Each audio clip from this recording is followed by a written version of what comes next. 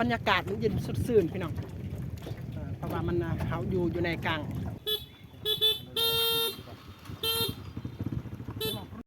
นี่เห็นบ่หวังมันใหญ่เรียนมันเป็นทางสบายดีพ่อแม่พี่น้องและ FC ทุกคนทางฝั่งไทยฝั่งลาวและ FC ทุกที่ทุกบอลที่ได้เข้ามาติดตามรับชม2 YouTube เติมบทดีวันนี้พี่น้องเราก็อัปเดตอีกคลิปหนึ่งให้แก่พี่น้องได้หูได้เห็นวิธีการดำเนินชีวิตของคนชนเผ่ากะโดหรือว่าคนในเขตบนดอยนะก็คือการเดี๋ยวนี้เราอยากอัปเดตก็คือการขามวังที่ใหญ่นะแบบว่าเขาบ่ได้บ่มีจักรบ่มีเรือบ่มีบักนะพี่น้องก็มันเป็นพิธีของชนเผ่านะพี่น้องเขาอยากอัปเดตให้แก่ท่านผู้ชมก็ได้หูได้เห็นนำกันและ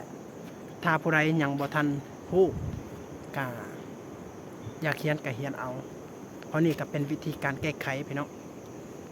ปกตินี่ถ้าวังใหญ่ๆนี่นะเขาอยากเฮ็ดแบบว่าเขาอยากข้ามน้ำให้สะดวกสบายหรือว่ามันไหวนะ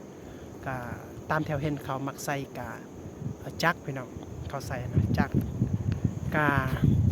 มันเรื่องนั้นก็เป็นปกติแล้วพี่น้องแต่ว่านี่ก็เป็นการแก้ไขเองสมมุติว่าบอลที่บ่มีนะกับบางคนที่เขาพายเอานะเขาพายเอามันซ่าหน่อยมันซ่าหลายเวลาลมมันพัดมันซ่าแต่เดี๋ยวนี้มันมีการแก้ไขอีกพี่น้องฉะนั้นเราอยากอัปเดตให้กับท่านผู้ชมกันได้เบิ่งนำกันนี่เห็นบ่หวังมันใหญ่เรียนมันเป็นถ้าเราแทกพี่น้องศูนย์หวังตัวนี้นะเราแทกฟังตัวนี้มันเป็นกิโลความยาวได้พี่น้องตามแถวให้เบิ่งพูนยาวเลยพี่น้องนี่แล้วสมมติว่าเวลาเราขามนี่นะเวลาฝนตกเนี่ยสมมติว่าเขาบ่มีการแก้ไขสมมติว่าเขาฝ่ายเนาะและมันแพร่ที่สามารถบรรทุกรถจักรได้นะถ้าเวลาเขาฝ่ายเนี่ยถ้าเขาบ่มีการแก้ไขมันเวลาลมพัดเนี่ยนะบ่แม่นฝนตกเวลาลมพัดนี่มันซ่าอีหลีพี่น้องเพื่อจะฮอดฝั่งเบิ่งนั้นนะมันซ่าอีหลีถ้าอยากใส่เวลาแบบว่าเฮาอยากให้มันไหวมันทางฝ่ายนี่มันซ่าหลายฉะนั้นนี่มันเป็นการแก้ไขพี่น้องการแก้ไขแบบคนชนเผ่านะนี่พี่น้องเขาเอาเสือกนี่แหละพี่น้องมัดนะเขามัดเบื้องนั่นและมัดเบื้องนี่นะแล้วเขาดึงแบบนี้แหละพี่น้องทั้งว่าแผลมันใหญ่สำใดกะเขาใส่งานมันว่องไวทันใจกะเทียบเปอร์เซ็นต์กะสมมติว่าจักเฮือจักบอกบักบอกกับสมมติว่า100%ความไวก็ประมาณตัวนี้ก็ประมาณฮอต70%พุ่นนะพี่น้องถ้าสมมติว่าเขาพายนะพี่น้องก็ประมาณ20%ความไวนะมันสายเลย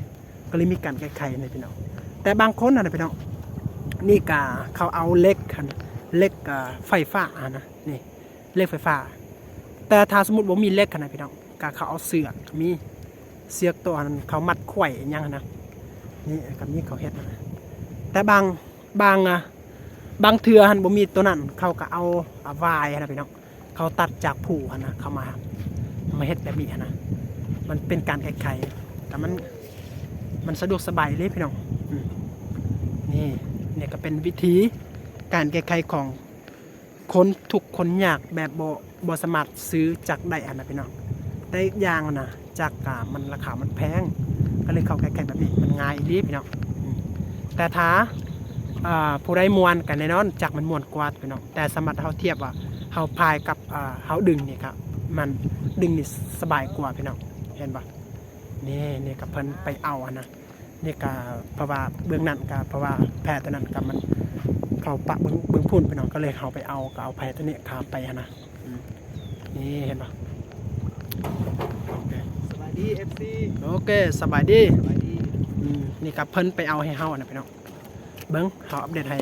แก่ทานผู้ชมได้เบิ้งวิธีเขาขึ้นเพื่อพี่น้องจะได้หูได้เห็นและระมัดระวังนำกันถ้าสมมติว่าเขาบูหูในการขึ้นนี่มันอาจจะตกลงน้ำจะเป็นไปได้พี่น้องโอเค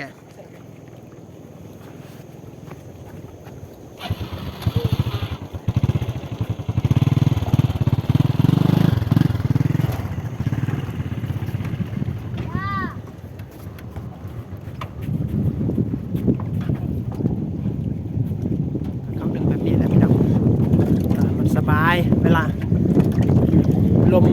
ต้านลมกะบ่เป็นหยังนะถ้าสมมุติว่าพายนี่แผ่มันใหญ่แบบนี้โอ้มันสายนี่พี่น้องโดยเฉพาะเวลาลมพัดนะโอ้เฮาใช้เวลาเป็นชั่วโมงได้จึงจะฮอดพุ่นนะพี่น้องแต่นี่ฮะนะ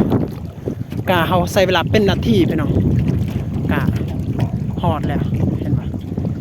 นี่เฮาใช้เวลาบ่ดนแต่สมมุติเฮาพายใช้เวลาดนอีหลีนะเวลาลมพัดมันเฮาพายมันยากอีหลีพี่น้องมันหนักและสมมุติว่าเฮาอยากอยากต้องการความไวนะพี่น้องกะบ่ได้นะเห็นบ่วังมันใหญ่แบบนี้เลยพี่น้องนี่ก็เป็นการแก้ไขอยู่ในวังใหญ่นะแต่สมมุติว่าวังน้อยอันกะบางจุดเขามักเขาเฮ็ดแต่บางจุดเขาบ่เฮ็ดนะเขาพายเอาซื่อๆแต่นี่สำหรับวังที่ใหญ่และวังที่เป็นจุดที่คนมักไปมักเที่ยวหั่นน่ะเพื่อเขาเฮ็ดเขาแก้ไขแบบนั้นให้สะดวกสบายพี่น้องบรรยากาศมันเย็นสดชื่นพี่น้องเพราะว่ามันเขาอยู่ในกลางแม่น้ำนะกะเย็นสดชื่นบ่ฮ้อนบ่หนาวสบายพี่น้องเพราะว่ามื้อนี้ก็เป็นมื้อแดดดีพี่น้องแล้วเขาอยู่ในกลางแม่น้ำนี่ก็เย็นสบายพี่น้องเห็นป่ะโอ้สบายเลยเย็นเลยธรรมชาติสวยงามไปเลยพี่น้องใบหญ้าเขียวสดงดงามนะเห็นป่ะนี่ก็เป็นในหมู่บ้านตะโลยพี่น้องผู้ใดอยากมาเที่ยวมาชมก็มาเที่ยวได้พี่น้องผู้ใดอยากถามแพทย์ตัวนี้คือการดึงเสือกเนี่ยก็มาได้เด้อนี่เห็นป่ะผู้เจ้าของนี่นะหมู่บ้านนี่ก็เป็นหมู่บ้านที่ใจดีมากพี่น้องตอนรับแขกทุกแขกเลยพี่น้องโอเคเพียงว่าแขกที่ใจดีนะโมเมนต์โจรนี่แหละพี่น้องเห็นป่ะนี่ก็พูดถึงผักดูนะ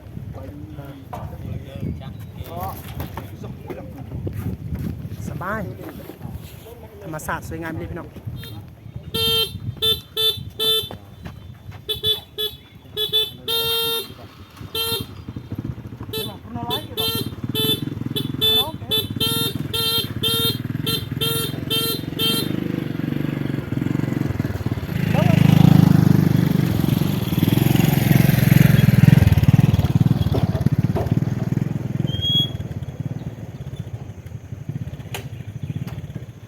โอเคพี่น้อง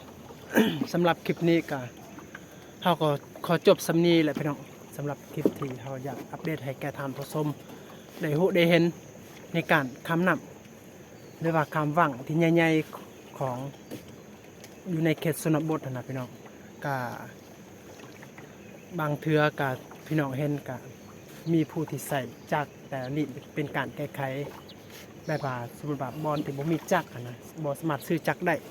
เป็นสิ่งนี้เป็นสิ่งที่เขาซื้อมันบ่แพงปานใดซึ่งว่านี่ก็เป็นสิ่งที่พี่น้องมีนะแต่สมมุติว่าถ้าพี่น้องเขาบ่มีก็เขาสามารถเอาเสือกตัวมันใหญ่นะเขาเฮ็ดมาใส่นะพี่น้องนี่เป็นแต่สมมุติว่าจักรนี่ก็ต้องมีอีเลียนะพี่น้องและลงทุนมันหลายเลยนี่ก็ลงทุนก็บ่หลายปานใดพี่น้องโอเคพี่น้องนี่มีแต่ว่าเราอยากฝากให้ทานผู้ชมกะอย่าลืมกดไลค์กดแชร์กดติดตามช่อง YouTube ของเรานะพี่น้องเพื่อจะมีกำลังใจในการอัปเดตคลิปใหม่ๆให้แก่ทานผู้ชมหรือว่าวิธีการดำเนินชีวิตของคนในเขตชนบทพี่น้องโอเคนี่2 คันรถกับบ่เป็นหยังพี่น้องนี่